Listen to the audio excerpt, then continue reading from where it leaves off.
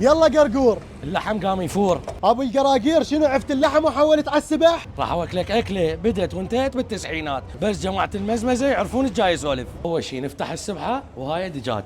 قرقور بس هاي كانها باصطرمه صغيره. لا هذا سجق.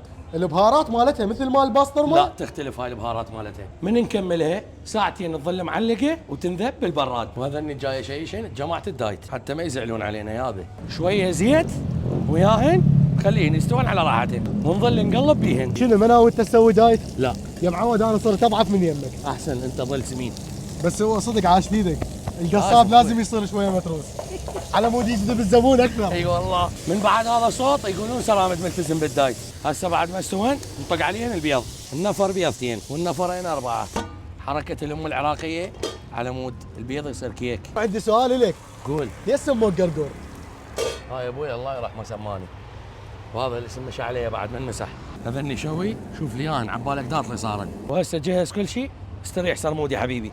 طبعا راح اكسر الدايت اليوم نص ونص.